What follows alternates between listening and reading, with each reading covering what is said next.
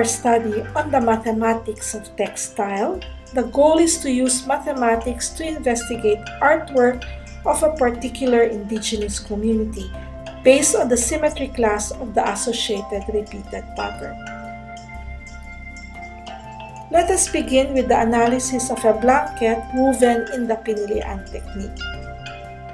The design in a blanket woven in this technique is achieved by varying the ways the horizontal weft threads are inserted across the vertical warp threads.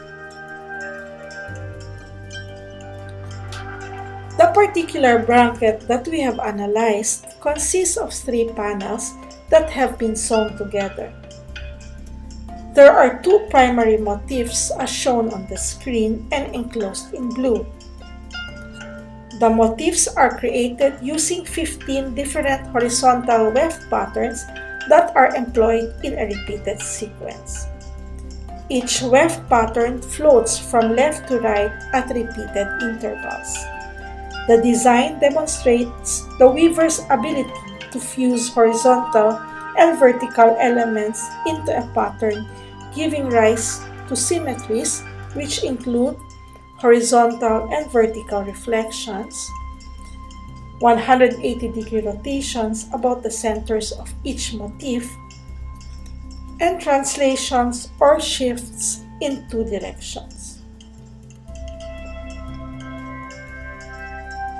In this work of art, it is important to note that the weaver introduces what we call in mathematics a symmetry breaking of the blanket's primary design by a change in the warp and weft configuration.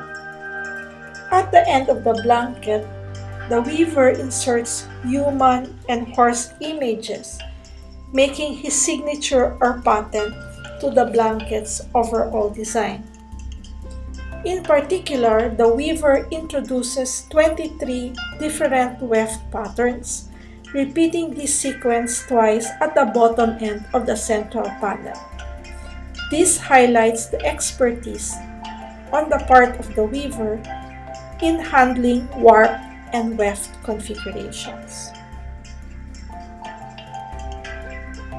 The whirlwind or cassicus design among the itnegs demonstrates a clever solution to the problem of depicting concentric circles on a rectangular grid.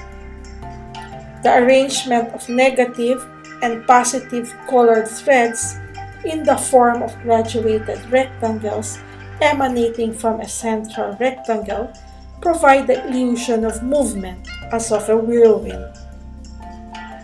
These motifs are repeated the same distance along horizontal and vertical directions to create 180-degree rotational symmetries with centers at each central rectangle and also between 2 central rectangles.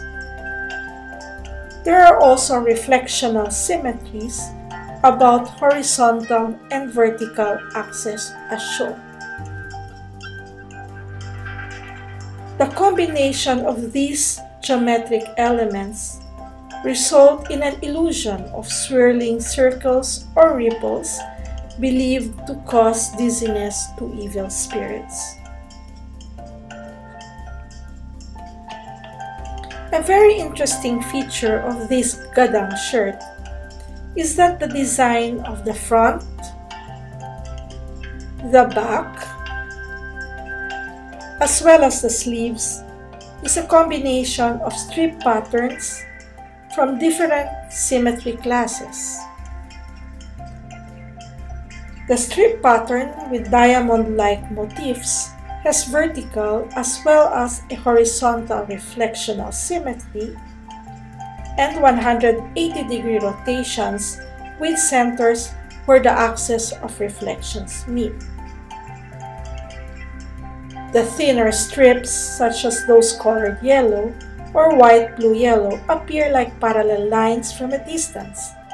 Looking closely, these are strip patterns that have reflectional symmetries with vertical axes as shown.